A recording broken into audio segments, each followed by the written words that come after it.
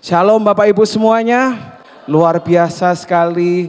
Hari ini senang sekali kita bisa berkumpul bersama-sama.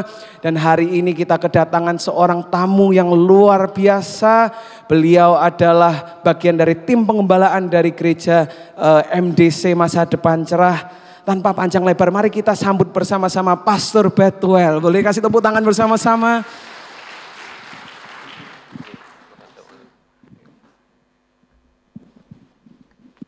Baik, selamat pagi Bapak Ibu Saudara sekalian. Bagaimana kabarnya?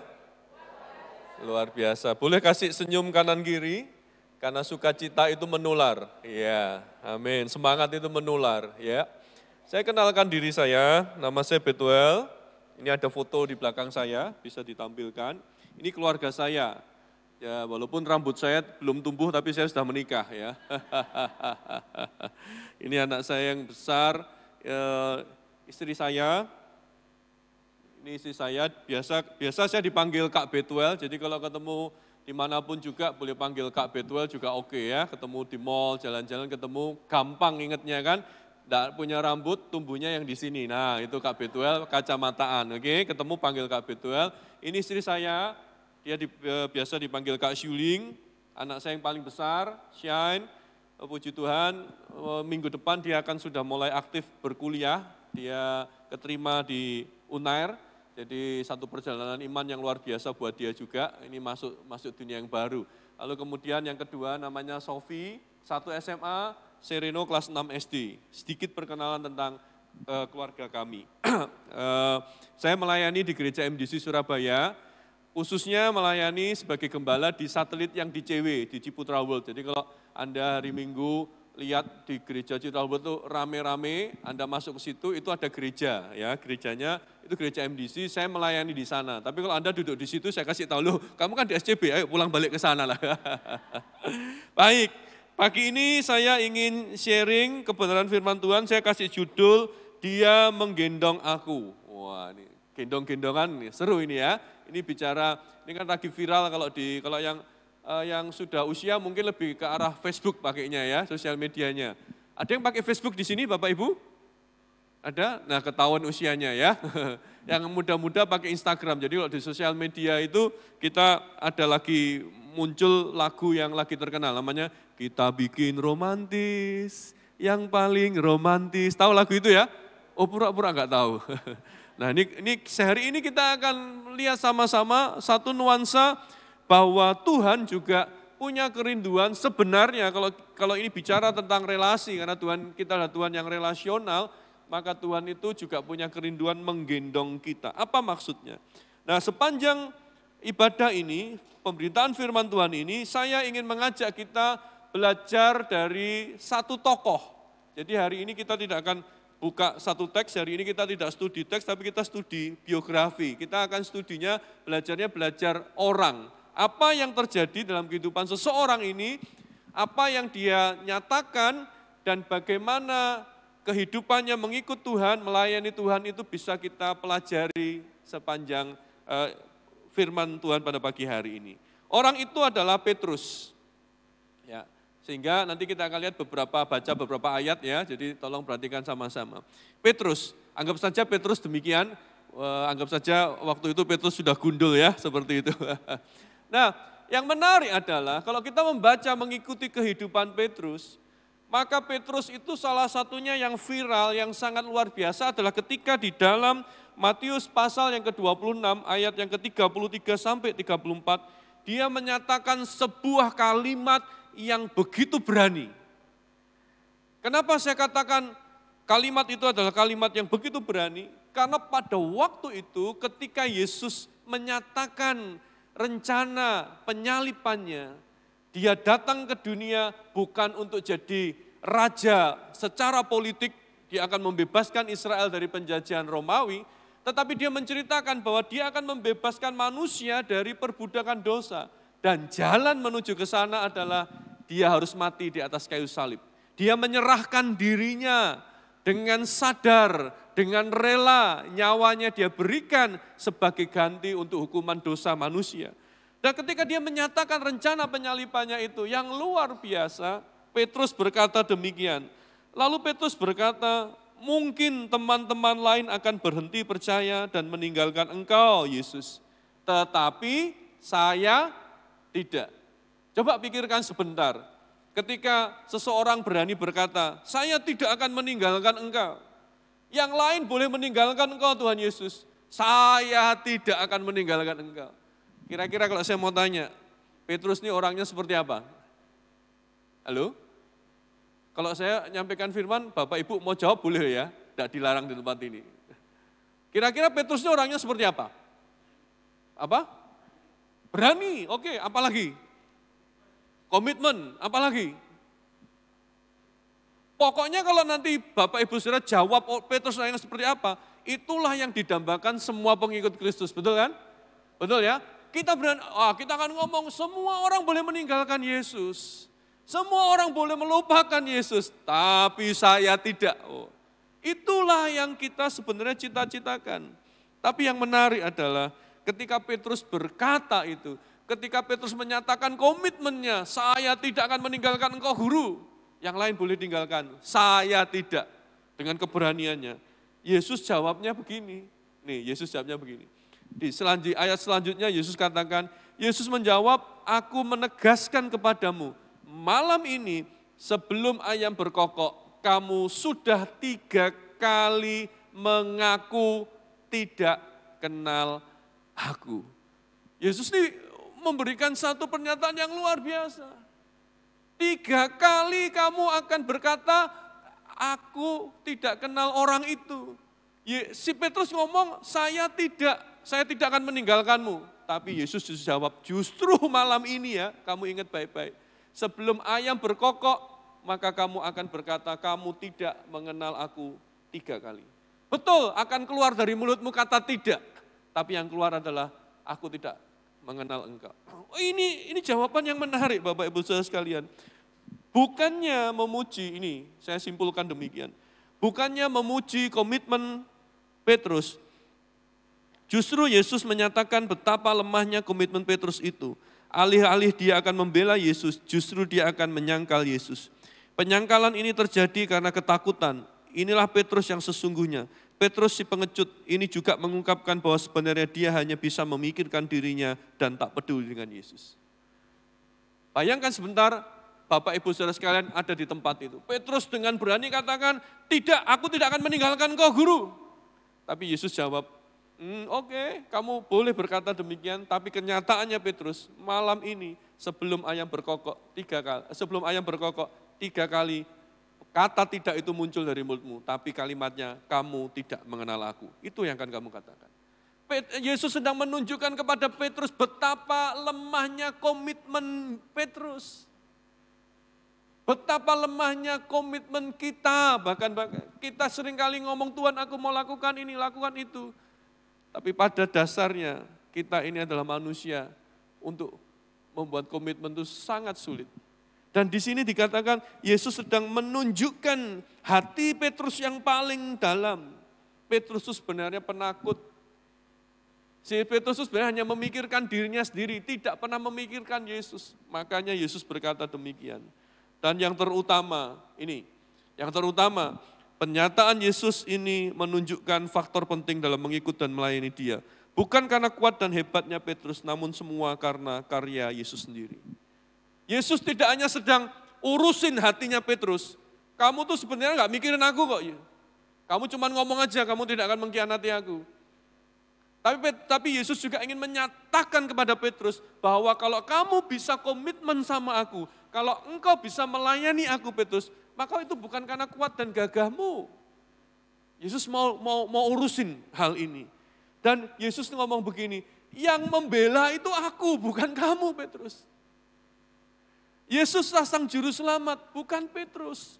Yesuslah yang setia sampai akhir, bukan Petrus.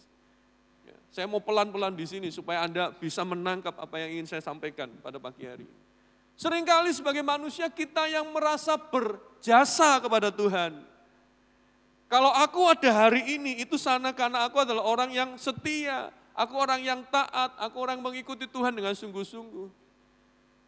Dan bahkan kita berusaha untuk menjadi pembela Tuhan, seperti yang Petrus lakukan. Kita berani berkata, aku akan setia sampai akhir. Betul, itulah yang Alkitab katakan. Hidup kita ini harus kita persembahkan di dalam kesetiaan. Dan kita katakan, aku mau setia sampai akhir. Tapi Yesus mau katakan kepada kita dan kepada Petrus pada waktu itu, bukan kamu sebenarnya yang bisa melakukan semua itu. Bukankah Yesus sendiri yang akhirnya setia sampai akhir memikul salib? Bukankah dia sampai akhir meneteskan darah yang terakhir, mengembuskan nafasnya yang terakhir? Itulah kesetiaan yang sesungguhnya, yang hanya bisa diperagakan oleh Yesus. Dan Yesus ingin deal dengan Petrus dalam hal ini, bukan kamu. Dan apa yang dikatakan oleh Petrus itu, yang dikatakan oleh Yesus itu betul terjadi. Matius 26 ayat 74, menyatakan satu hal yang tepat sekali. Pada satu kali, saudara bisa bayangkan Petrus yang tadi Bapak tadi bilang apa, Petrus penuh komitmen, tadi Petrus berani. Petrus yang seperti itu yang berkata, aku tidak akan menyangkal engkau. Ketika ada seorang ibu perempuan berkata, menuding dia. Loh, ini loh muridnya Yesus, ini loh muridnya orang itu, ini ikut bersama dia. Apa yang Petrus lakukan? Kita tentu sehafal cerita ini. Betul, dari mulut Petrus keluar katakan apa? Aku tidak kenal orang itu. Baru saja tidak lama dia berkata, aku tidak akan menyangkal Tuhan. Tapi kemudian apa yang keluar dari mulutnya? Aku tidak kenal orang itu. Aku tidak kenal dia siapa. Dia takut akan seperti nasibnya seperti Yesus. Dia takut. Dalam berbagai bentuk yang lain, sebenarnya Ibu Bapak Saudara sekalian, kalau kita boleh jujur, kita ini juga sering gagal mengakui Yesus di dalam keseharian kita. Seperti Petrus. Hari Minggu kita bisa memuji Tuhan dengan baik. Kita berkata, Tuhan Engkau baik, Tuhan aku bersyukur pada Engkau, aku tidak akan meninggalkan Engkau. Tuhan aku begitu memuji Engkau, Tuhan aku tidak akan sedikit pun aku akan berpaling dari Engkau. Tapi pada waktu kita pulang dalam menjalani kehidupan kita, dalam keseharian kita, seringkali dalam bentuk-bentuk yang lain, kita ini gagal mengakui Yesus dalam hidup ini. Kalau kita boleh jujur, itulah yang terjadi dalam hidup kita. Saya mau tanya, kalau sudah begini, tadi yang pertama kita begitu memuja Petrus ya, orang yang berani, wah hebat. Sekarang kalau saya mau katakan, sekarang kalau Petrus itu saya perhadapkan, anggap saja Petrus ini saya gitu. Dan saya ada di depan Anda, apa pandangan Anda terhadap saya? Apa yang ingin Anda katakan kepada saya? Halo? Apa?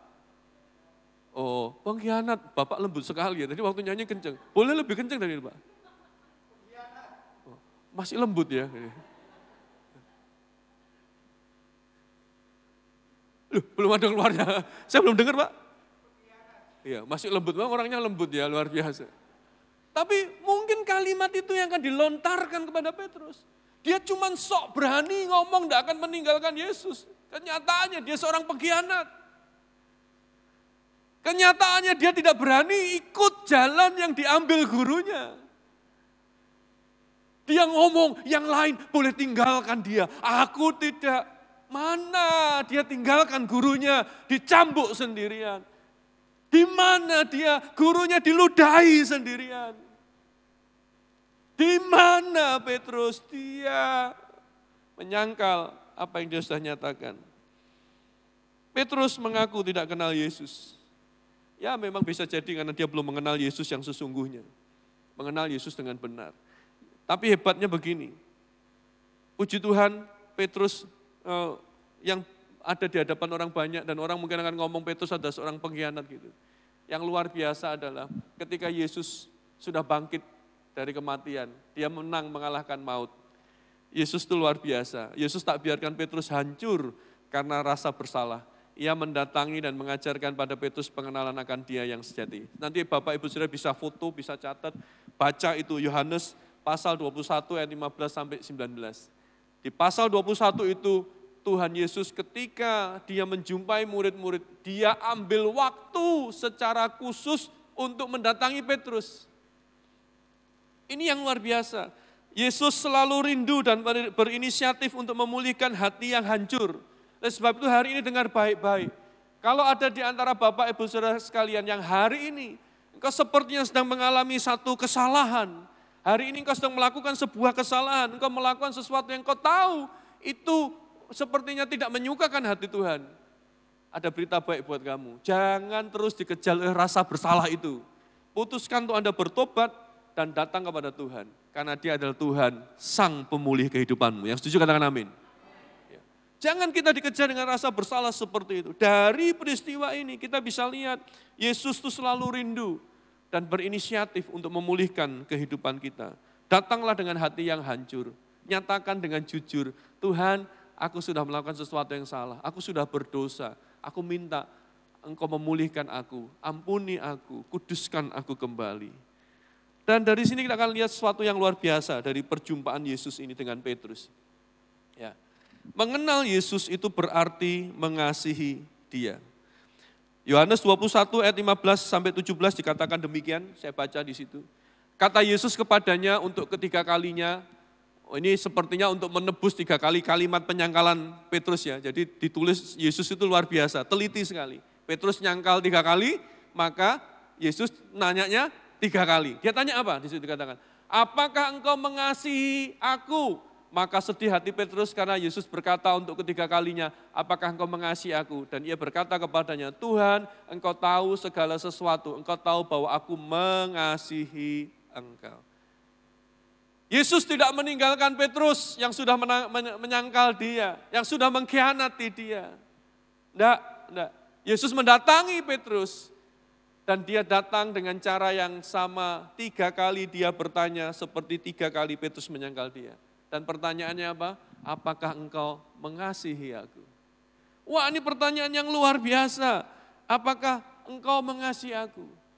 Pertanyaan ini yang harus kita pikirkan. Orang yang mengenal Tuhan adalah orang yang bisa mengasihi Tuhan dengan sungguh-sungguh. Apakah dalam hidupmu semakin engkau mengasihi pribadinya yang mulia dengan hidup menolak dosa? Kita tidak berdosa itu bukan karena takut hukuman, bukan. Tapi karena kita mengasihi Yesus yang sudah mengasihi kita. Itu yang penting buat kita. Anak-anak itu tidak melakukan kesalahan bukan takut dihukum oleh orang tuanya, bukan, tetapi karena dia mengasihi orang tuanya. Begitulah harusnya kita. Apakah engkau semakin mengasihi dia dalam hidup ini? Pertanyaan selanjutnya, apakah engkau semakin mengasihi hadiratnya melalui kesukaan berdoa? Engkau mengasihi Tuhan sampai engkau itu suka tinggal di dalam hadiratnya dan berdoa. Apakah kau semakin mengasihi perkataannya dengan hidup sesuai firman-Nya? Dan apakah kau semakin mengasihi siapa yang dikasihinya dengan menceritakan tentang dia kepada mereka yang belum mengenal dia? Ini adalah pertanyaan-pertanyaan yang sebenarnya diajukan kepada Petrus. Dan pertanyaan itu sampai kepada kita pada hari ini. Apakah engkau mengasihi Yesus? Apakah engkau mengasihi Yesus? Apakah engkau mengasihi Yesus? Kalau ditanya apakah engkau mengasihi Yesus, mungkin jawabannya mengasihi atau tidak. Apakah engkau mengasihi Yesus? Apakah engkau mengasihi Yesus? Kalau engkau mengasihi Yesus, itu akan menyelesaikan segala hal. Amin. Kalian sudah menikah berapa lama? 2 tahun ya. Saling mengasihi pasti kan? Bisa dilihat ya saling mengasihinya. Ada pernah mengalami hal yang sulit dalam hidup kalian? Bisa. Dan dijawab karena saling mengasihi. Kasih itu bisa menutupi segala sesuatu itu ya. Betul ya? Dulu kalau konseling kalau konseling pranikah, selalu pertama kali saya ngomong sama mereka, saya sekarang lagi ada konseling pranikah, tetapi konseling pranikahnya karena sekarang zamannya promo Bapak Ibu Saudara sekalian. Jadi pada waktu datang ke saya, sudah kasih tanggal. Kami akan menikah pada bulan Desember tanggal segini Kak. Oke. Sudah pesen tempatnya, sudah Kak, karena kami harus bayar promonya itu di bulan Maret yang lalu. Oke. Lalu saya tanya, ini pertemuan pertama konseling pranikah, saya tanya sama mereka, kok kamu yakin bahwa hasil konseling pranikah kita adalah kalian akan terus sampai menikah? Jangan-jangan gara-gara konseling pranikah ini kalian batal menikah? Wah, mereka mulai panik, mereka lihat-lihatan. Loh, kok bisa begitu Kak? Oh, satu kali pernah ada satu orang datang ke Kak Betuel, hari itu ya rencana mau konseling pranikah yang pertama, tapi yang datang cowoknya dulu. Dia sudah bawa berkas, dia sudah bawa, mau tanya-tanya. Tetapi hari itu ditutup dengan hasil perbicaraan, dia membatalkan hubungan itu. Loh kok bisa Kak? Iya. Karena dia merasa, dia mulai menyadari bahwa oh iya ternyata aku tidak mengasihi dia. Nah kalau kamu tidak cinta dia, kalau kamu tidak mengasihi dia, itu hanya karena kepepet, karena apa namanya cocok sementara, tapi setelah itu kamu pikirkan hari ini. Nah terus bagaimana nanti kamu akan menjalani kehidupanmu dalam pernikahan itu? Bagaimana kamu akan bisa berdua dengan dia? Tapi saya bukan tipe orang yang maksa, putuskan, enggak. Pikirkan sendiri. Tapi ternyata dia memutuskan untuk tidak melanjutkan hubungan itu. Nah yang konseling yang kedua, yang sekarang ini saya katakan, bisa batal loh ya. Kalau konselingnya memaksa untuk Kak Betul pasti bisa, harus bisa ya. Kamu boleh konseling sama yang lain. Tapi yang lain juga bisa akan seperti itu kok, bisa batal juga, saya ngomong gitu. Artinya apa? Artinya cinta, kasih, itulah yang menjadi kunci dalam hidup ini. Kalau engkau mencintai Tuhan, kalau engkau mengasihi Yesus, semua itu akan kau lakukan atas dasar cinta itu. Tidak ada lagi pertanyaan, perpuluhan itu masih berlaku atau tidak hari ini. Persembahan itu harus diberikan berapa besar. Tidak ada pertanyaan itu, karena aku mencintai Tuhan dan mencintai pekerjaannya. Apa yang aku bisa menjadi bagian peran dalam hidupku hari ini, itu aku lakukan.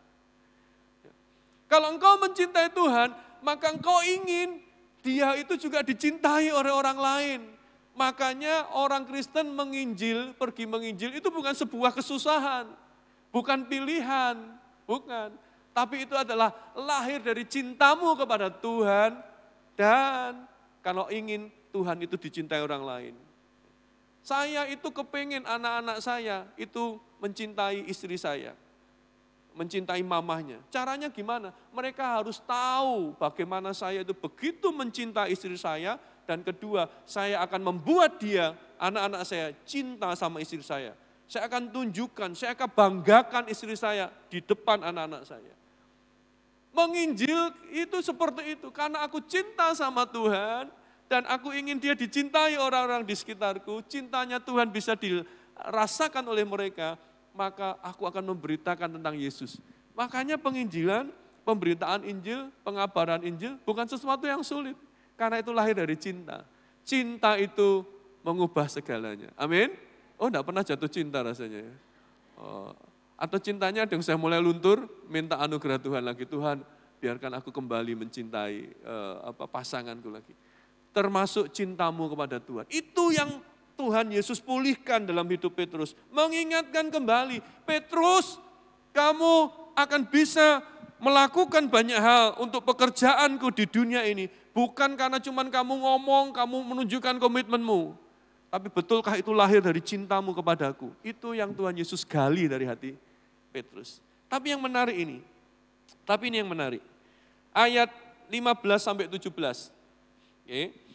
Pasal 21 dari kitab Yohanes ayat 15-17 dikatakan, kata Yesus kepadanya, gembalakanlah domba-dombaku. Tadi song leadernya namanya Pak siapa? Pak siapa? Pak Michael. Pak Michael tadi mewakili jemaat, pada waktu saya ini adalah Petrus di hadapan Anda, Pak Michael katakan, pengkhianat. Nah, dia yang menunjuk saya, pengkhianat dia. Betul Pak ya? Dia 3 kali diulangi, berarti dia sudah 3 kali. Kok persis 3 kali ya? Pengkhianat. Sekarang saya mau tanya Pak, kalau Bapak, ya, Bapak ini atasan saya, oke? Bapak ini, atau anggap saja hari ini Pak Michael ini mukanya sudah mirip Tuhan Yesus gitu ya. Anggap saja Bapak ini Tuhan Yesus. Ya. Tapi kalau Tuhan Yesus jawabannya sudah ada ya, jangan Tuhan Yesus ya. Bapak adalah bos dan saya adalah anak buah Bapak yang sudah berkhianat sama Bapak. Bapak kira-kira akan kasih saya kepercayaan lagi enggak untuk pegang perusahaan Bapak? Belum. Tes dulu ya. Apakah seorang pengkhianat seperti Petrus, pantaskah seorang Petrus yang sudah jelas menyangkal Yesus, diberi tugas untuk menggembalakan? Wow, saya sendiri akan setuju dengan Pak Michael. Kalau ada orang yang mengkhianati saya juga tidak bisa segampang itu. Ada orang misalnya ngambil apa, saya mungkin punya uang dan saya invest ke usahanya, kemudian uang itu tidak dikembalikan. Saya tentunya kalau dia ngomong, ya aku minta maaf, aku bertobat. Kita tidak akan segera mudah, oke tak kasih ini untuk usaha yang baru lagi. Sulit untuk menerima yang namanya pengkhianat, sulit. Gak bisa. Petrus jelas-jelas harusnya dia bisa melakukan sesuatu membela Yesus pada waktu itu. Dia harusnya berdiri di depan Yesus di mahkamah agama dan dia bersaksi menyatakan bahwa tuduhan-tuduhan kepada Yesus itu tidak benar, salah. Tapi Petrus lebih memilih nyawanya aman. Itulah pengkhianat. Itulah pengkhianat. Itulah pengkhianat yang namanya Petrus. Tapi pantaskah dia? Mampukah dia untuk tidak mengkhianati Yesus yang kedua kali? Wow. Tapi saya mau kasih tahu, Bapak Ibu Saudara sekalian, apa yang terjadi dalam kehidupan Petrus sebenarnya itu adalah kehidupan kita. Maaf, ini sedikit kasar, tapi itulah kenyataannya. Semua kita adalah pengkhianat. Kita sudah mengkhianati Yesus di dalam banyak hal. Dosa membuat setiap kita menjadi pengkhianat.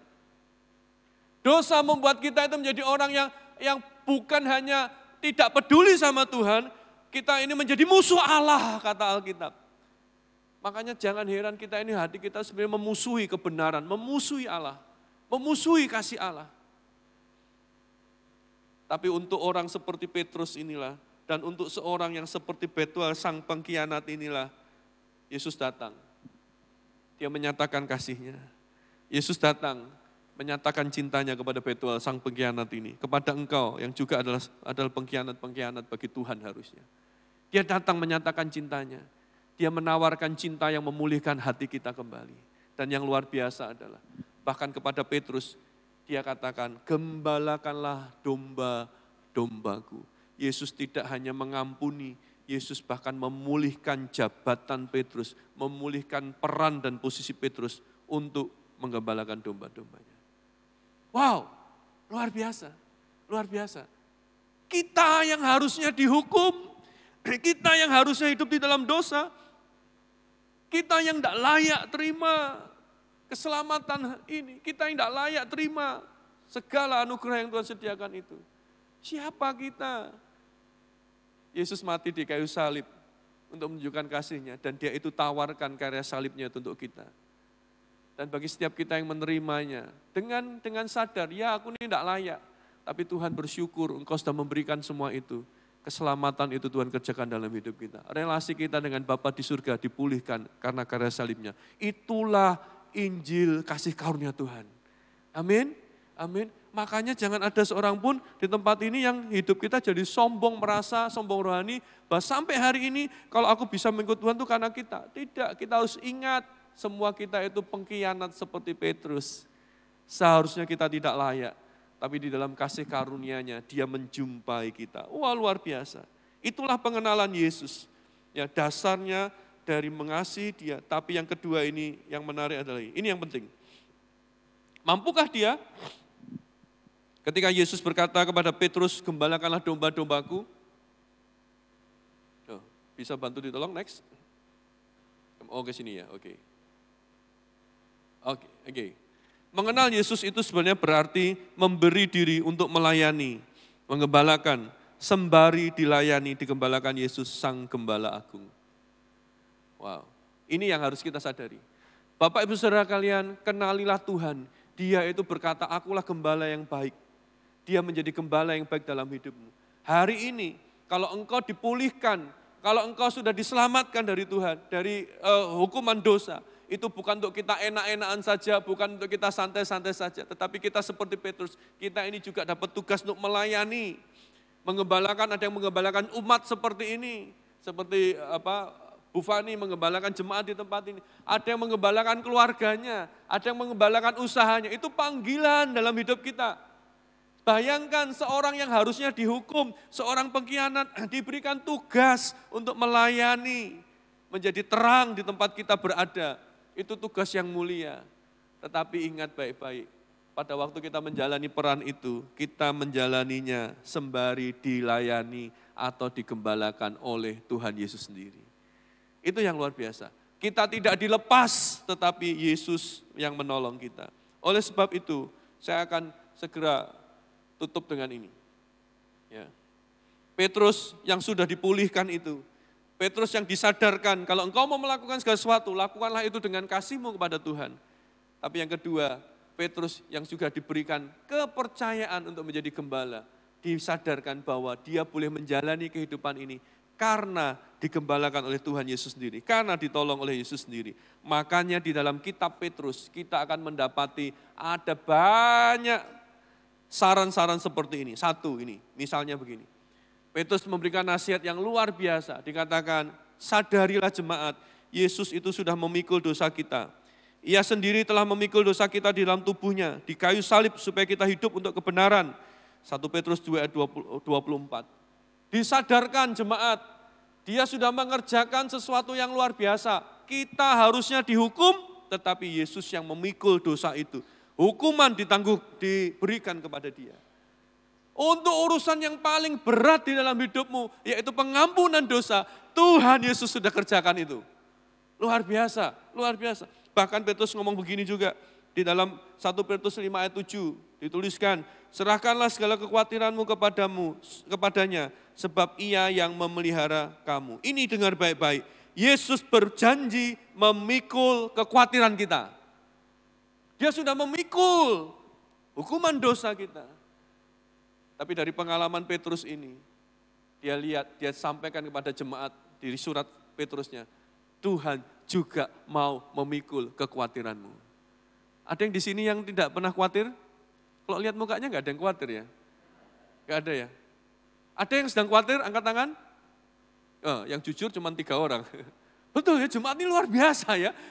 Wah ini salah khotbah ini saya. Nggak ada yang merasa khawatir hari ini ya? Nggak ya, semua aman-aman saja ya. Baik-baik semua ya. Atau ya ada khawatir tapi nggak usah dicita-citain lah Pak Betwell. Ya nggak apa-apa. Tapi kalau hari ini kau sedang mengalami kekhawatiran. Seperti yang Petrus katakan, Yesus juga berjanji memikul kekhawatiranmu. Amin.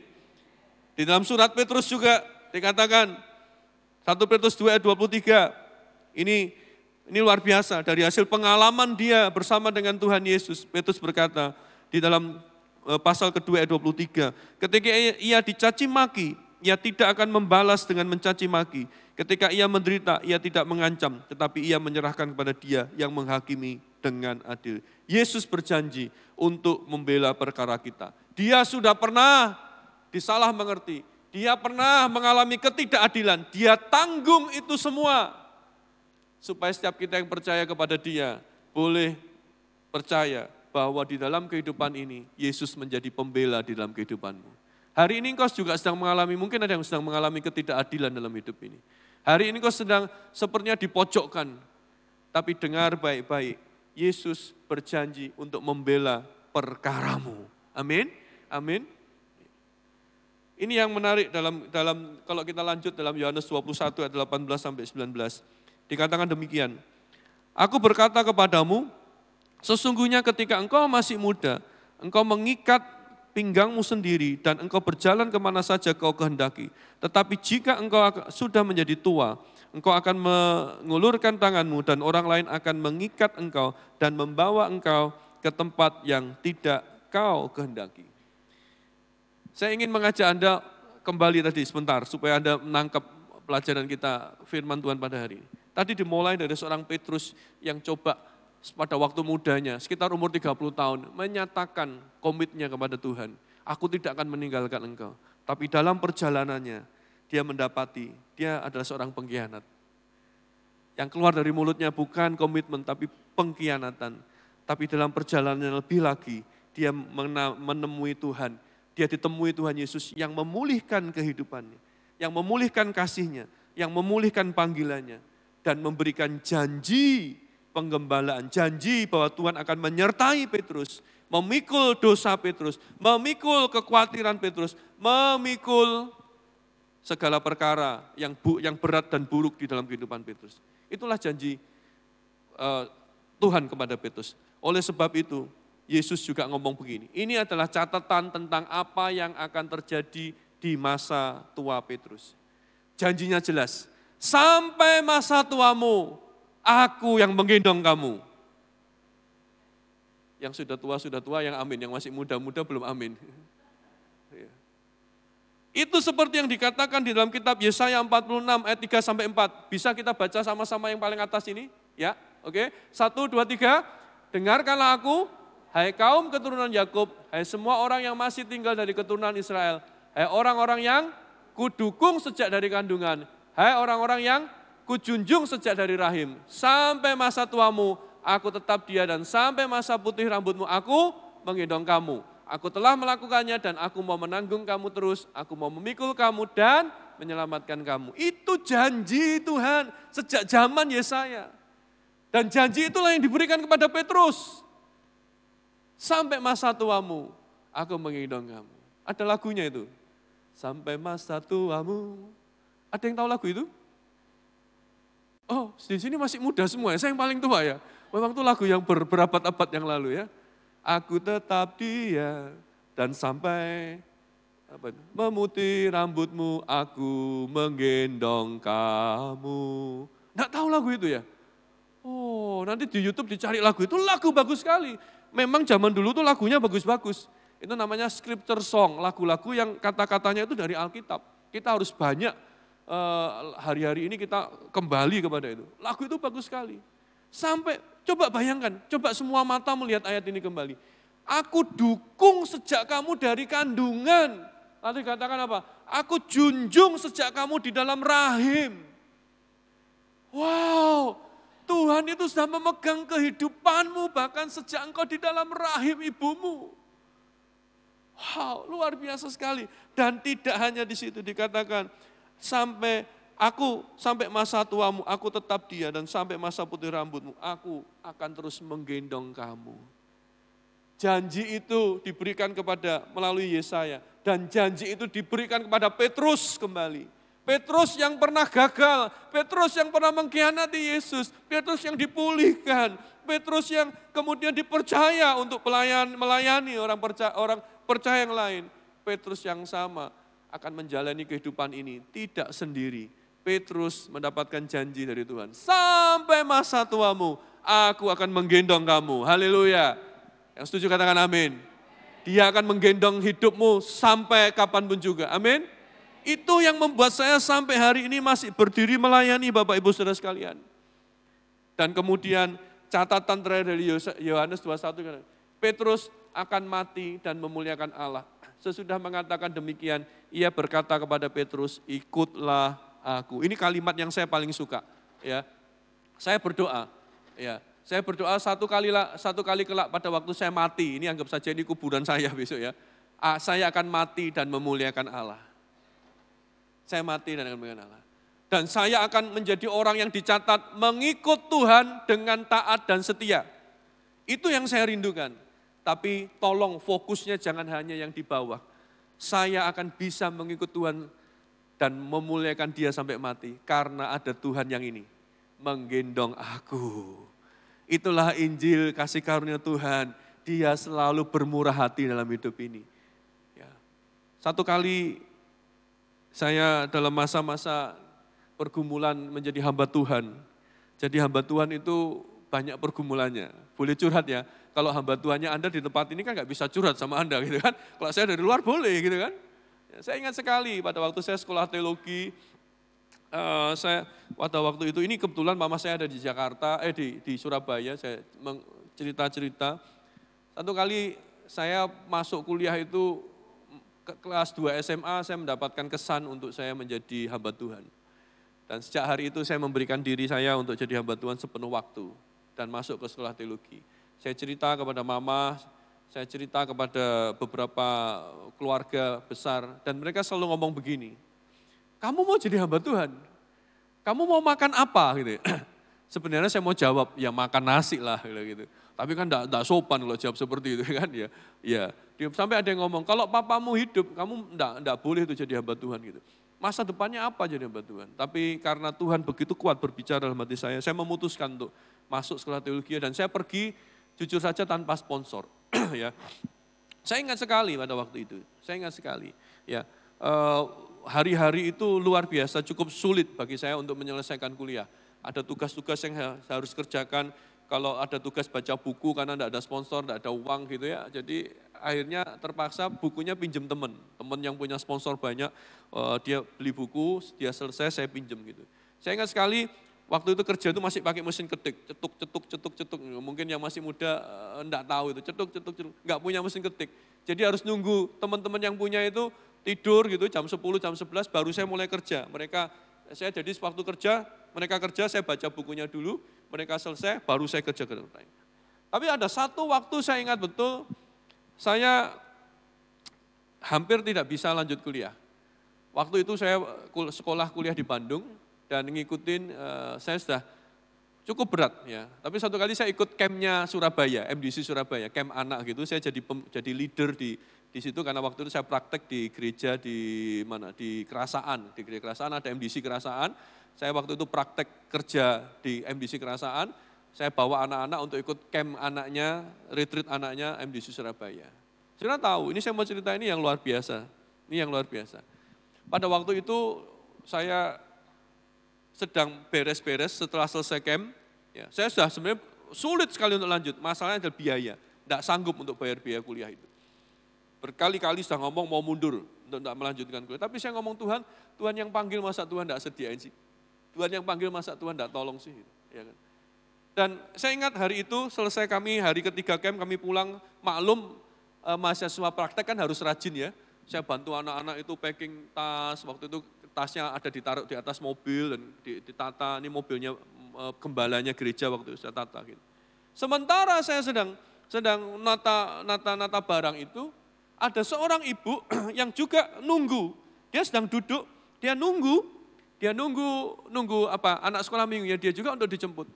Pada waktu dia nunggu, entah bagaimana dia pandangannya itu terarah kepada saya yang saya sedang packing barangnya anak-anak itu. Dan tiba-tiba di hati ibu itu ada 3 kali perkataan. Hari ini kok perkataannya 3 semua. Tapi hari itu 3 juga. Ya, bukan menyangkal Tuhan Yesus ya. Bukan kata pengkhianat. Tapi 3 kalimat muncul dalam hatinya. Berulang kali 3 kali. Bantu anak itu.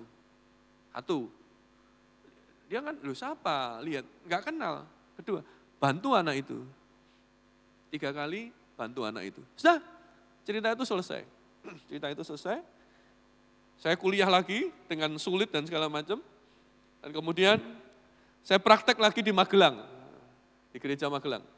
Saya praktek di Magelang. Di Magelang sama, kerja keras dan pada waktu itu lagi ada pembukaan gereja saya harus kerja. Tiba-tiba ibu itu diundang datang ke acara itu. Saya mau tanya, itu kebetulan atau kebetulan? Kebetulan ya. Dia datang karena dia ternyata adalah istrinya dari GKPB MDC yang di Jombang. Dia datang di situ. Dia lihat saya lagi, dia terkejut. 6 bulan sebelumnya dia pernah dapat suara, aku bantu anakku 3 kali. Dia bertanya kepada gembala di Magelang dan ceritakan, saya adalah mahasiswa praktek. Singkat cerita, semester yang selanjutnya, dia dan suaminya panggil saya untuk saya praktek di tempatnya dia. Dan kemudian saya didudukkan di meja makan itu, di ruang makan dia dan dia katakan, suara yang dia dengar itu. Suara itu adalah suara dari setan, betul? Betul, suara dari setan? Enggak mungkin lah. Dan dia ngomong, Betuel, mulai hari ini kami komitmen untuk support kamu 1 bulan, waktu itu masih murah, ya kuliah semua. 1 bulan kami akan kirim kamu uang sponsor 100.000.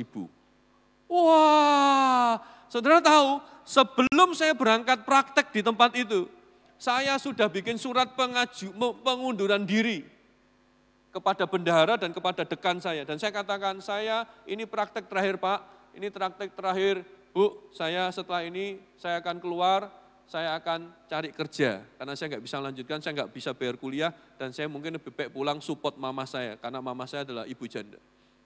Nah, saya putuskan itu. Tapi di tempat itu, Tuhan mengubah semuanya. Saya dapat sponsor. Tidak cuma dapat sponsor, janji 1 bulan dapat 100.000, pulang-pulang saya dikasihin love gift 500.000. Wah, saya ingat sekali, saya nggak pernah lupakan tuh. Saya pulang, saya pergi ke Bandung itu di pusatnya orang jualan mesin ketik, saya beli mesin ketik pada waktu itu 250.000. Hari itu saya tidak perlu lagi pinjam mesin ketik dari teman saya.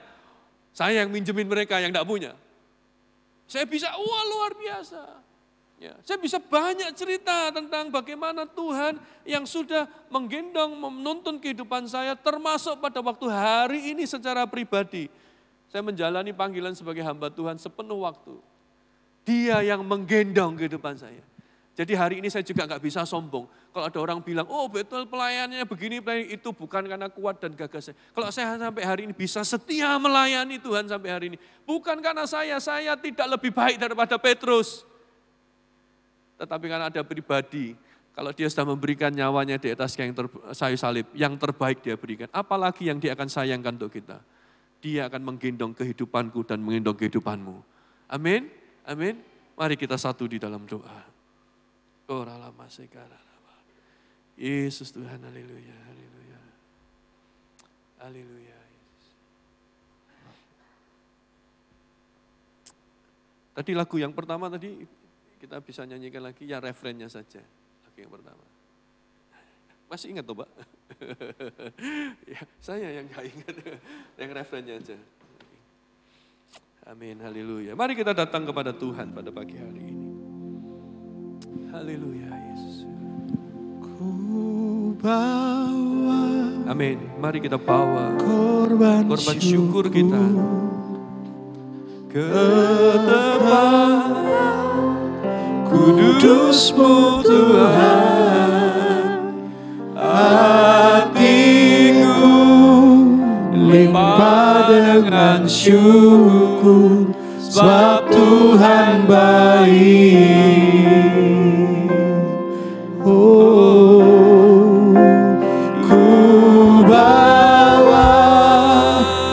Korban syukur ke tempat kudus-Mu Tuhan. Hatiku limpah dengan syukur, sebab Tuhan baik.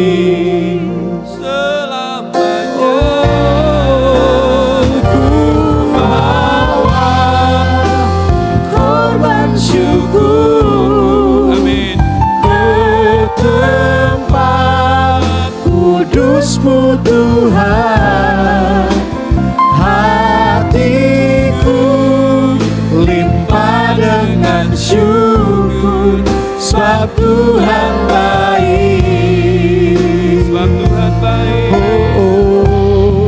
Sebab Tuhan baik. Sebab Tuhan baik. Sebab Tuhan baik.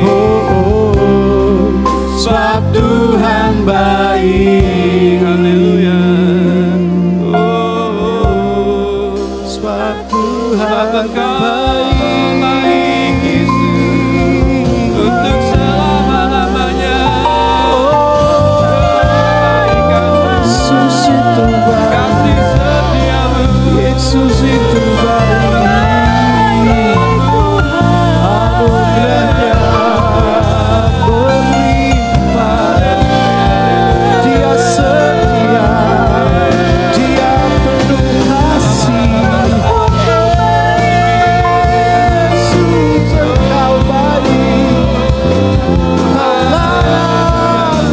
Syukur kami Tuhan, haleluya,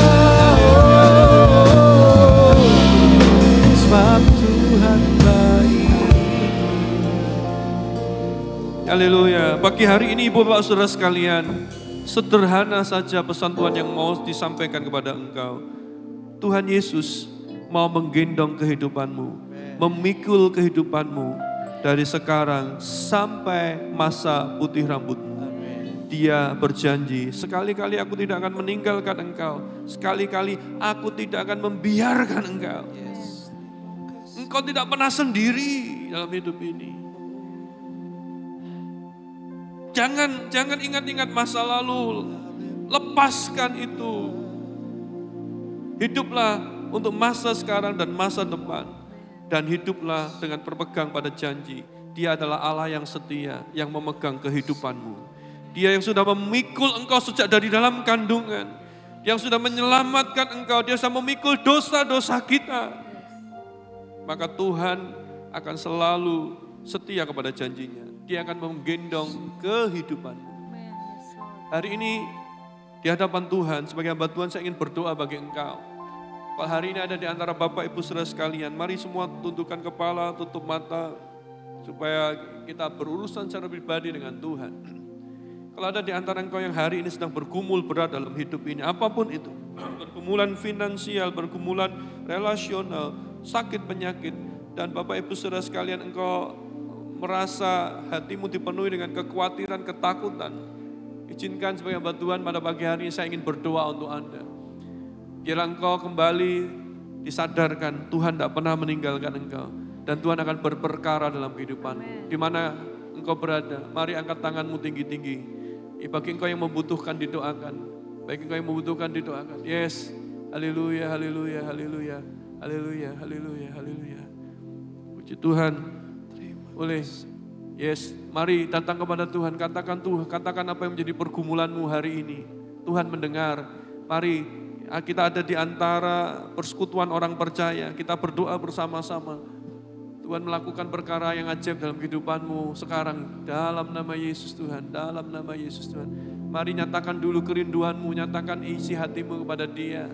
Dia Bapa yang baik, Dia mendengar. Haleluya, haleluya, haleluya. Haleluya, haleluya, haleluya. Oh, Tuhan aku berdoa bagi setiap anak-anakmu yang mengangkat tangan. Mari bangkit berdiri yang mengangkat tangan saja. Saya ingin berdoa buat Anda. Yes. Angkat kedua tanganmu tinggi-tinggi kepada Bapamu di surga. Haleluya. Tuhan aku berdoa bagi jemaatmu yang hari ini sedang di dalam pergumulan. Apapun juga yang hambamu tidak ketahui. Di dalam hati mereka yang paling dalam, mereka sedang menangis, mereka sedang khawatir, mereka sedang takut. Tuhan hari ini kami berpegang kepada janji firman-Mu Tuhan. Sampai masa putih rambut mereka, Engkau yang menggendong kehidupan mereka. Engkau tidak pernah meninggalkan Engkau. Oleh sebab itu hari ini Tuhan aku berdoa kalau ada yang sedang mengalami sakit penyakit dimanapun mereka berada. Aku berdoa Tuhan sembuhkan, minta penyembuhan itu terjadi di dalam nama Yesus Tuhan. Sembuhkan di dalam nama Yesus. Mujizat-Mu terjadi, mujizat-Mu bekerja sampai hari ini. Tuhan jamah Tuhan, Tuhan jamah dengan kasih karunia-Mu. Mereka boleh pulih di dalam nama Yesus Tuhan. Kalau mereka sedang mengalami pergumulan apapun juga Tuhan. Kalau hari ini mereka sedang begitu marah Tuhan. Karena diperlakukan tidak adil. Mereka sulit untuk mengampuni. Hari ini aku berdoa Roh Kudus tolong. Berikan penghiburan dalam hati mereka. Lembutkan kembali hati mereka. Sehingga mereka boleh melihat itulah modal untuk terjadi pemulihan relasi dalam hidup mereka. Di dalam nama Yesus Tuhan. Apapun yang juga sedang menjadi kerinduan hati mereka. Mungkin mereka sedang menginginkan sesuatu yang mereka sedang harapkan hari ini. Tuhan, bukankah menurut kekayaan dan kemuliaan-Mu, Kau akan mengaruniakan itu bagi mereka. Di dalam nama Tuhan Yesus, karuniakan apa yang sedang mereka butuhkan. Tuhan, kami percaya, Tuhan, Engkau bekerja menyatakan hal yang baik dalam kehidupan mereka. Oleh sebab itu, hari ini Tuhan, aku berdoa, kalau ada di tempat ini, yang sudah kehilangan harapan. Tuhan yang hari ini yang mereka sudah mulai kehilangan keyakinan akan Engkau. Bila hari ini ratapan itu diubah menjadi harapan di dalam nama Yesus Tuhan. Mereka bangkit kembali, iman mereka dikuatkan kembali. Mereka sanggup melihat bahwa Yesus menggendong kehidupan mereka, memikul mereka sampai akhir hidup mereka. Terima kasih Tuhan, terima kasih, terima kasih. Turunkan tanganmu. Biarlah Tuhan setiap kami di tempat ini pada pagi hari ini disadarkan kembali. Kalau kami ada hari ini, sampai hari ini, itu semua karena kasih karunia Tuhan. Karena Engkau baik buat kami. Oleh sebab itu ajar kami menjadi anak-anak-Mu yang mudah mengucap syukur. Senantiasa bersuka cita di dalam segala sesuatu. Menyadari Tuhan selalu memikul kehidupan kami. Menggendong kami. Kami aman di dalam kehidupan-Mu. Tapi pada saat yang sama, kalau Engkau mencintai kami, kalau kami juga mencintai Engkau Tuhan, mengasihi Engkau Tuhan, biarlah jadikan kami juga menjadi anak-anak-Mu yang setia, menceritakan tentang Engkau kepada orang-orang di sekitar kami. Mereka juga butuh kasih-Mu Tuhan, mereka juga butuh mengenal Yesus. Pakai kami Tuhan, untuk untuk kami boleh menceritakan tentang Yesus kepada banyak orang di sekitar kami. Sehingga mereka boleh sama-sama dimenangkan dan boleh mengalami kasih Kristus bersama dengan kami. Terima kasih Tuhan. Diberkatilah setiap kami dengan kebenaran firman-Mu pada pagi hari ini. Tumbuhkan itu, ingatkan kami senantiasa. Biar Roh Kudus yang terus berperkara dalam kehidupan kami. Di dalam nama Yesus kami berdoa. Amin, amin, amin. Silakan duduk.